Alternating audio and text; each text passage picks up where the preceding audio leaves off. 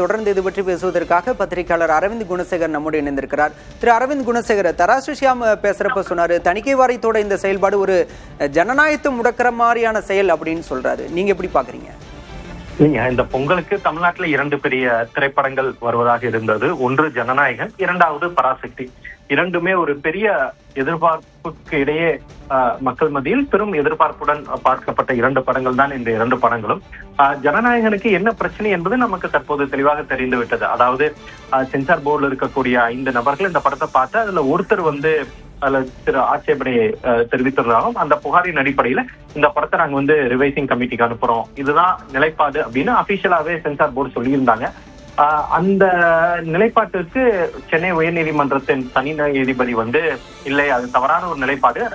5 பேர்ல 4 பேர் பார்த்து மெஜாரிட்டியா யூஏங்கிற சர்டிபிகேட் ரெக்கமெண்ட் பண்ணதுக்கு அப்புறம் மைனாரிட்டி வியூவை மட்டும் வச்சு நீங்க ரிவிஷன் கமிட்டிக்கு அனுப்பக்கூடாது அப்படின்னு ஒரு உத்தரவை பிறப்பித்திருக்கிறார்கள். அந்த உத்தரவு அடுத்த 5வது நிமிடத்தில் அந்த உத்தரவை எதிர்த்து சென்னை உயர்நீதிமன்ற தலைமை நீதிபதி அமர்வு முன்பு மேல்முறையீடு செய்வது என்பது அவ்வளவு அவசரமாக அடுத்த 5வது நிமிடத்தில் இது போன்ற ஒரு மேல்முறையீடு செய்வது என்பது இந்த படத்தை எப்படியாச்சும் இன்னமும் காலதாமதப்படுத்த வேண்டும் என்ற ஒரு நோக்கத்தின் காரணமாகத்தான் இது போன்ற ஒரு நிலைப்பாடை சென்சார் போர்டு எடுக்கிறார்கள் தெரிகிறது. சென்சார் போர்டு மத்திய அரசுக்கு கீழே வரக்கூடிய மத்திய ministry of information and broadcasting மத்திய அமைச்சரவையின் கீழ் வரக்கூடிய மத்திய அமைச்சகத்தின் கீழ் வரக்கூடிய ஒரு அமைப்பாகும். எனவே இது ஒரு மத்திய அரசோட தலையீடு இருப்பது மிகவும் தெளிவாகவே தெரிகிறது. இல்லை என்றால் ஏன் அவசரமாக அடுத்த 5வது நிமிடத்தில் மேல்முறையீட்டுக்கு செல்ல வேண்டும், அதாவது தெளிவாக தெரியுது. ஆனா பராசக்திக்கு ஏன் தற்போது வரை சர்டிபிகேட் வழங்கப்படவில்லை அப்படிங்கிற ஒரு பதில் தற்போது வரை நமக்கு அபிஷியலாவும் தெரியல.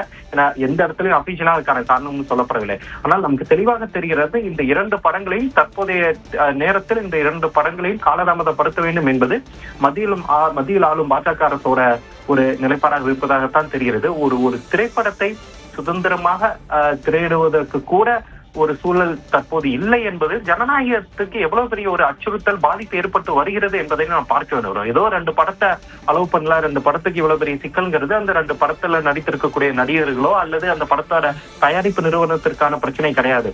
ஒரு படத்தை இந்தியாவில் திரையிடுவதற்கான ஒரு சுதந்திரம் இல்லை. அதாவது தணிக்கை குழுக்கு அனுப்பிச்சு தணிக்கை குழு பார்த்து ஓகே பண்ண படத்தை கூட திரையிடுவதற்கான ஒரு சூழல் இல்லை என்பது ஒரு மிகப்பெரிய ஒரு வருத்தப்பட வேண்டிய ஒரு இதுதான். இது ஓகே அரவிந்த் குணசேகர், தொடர்ந்து நாம பேசலாம்.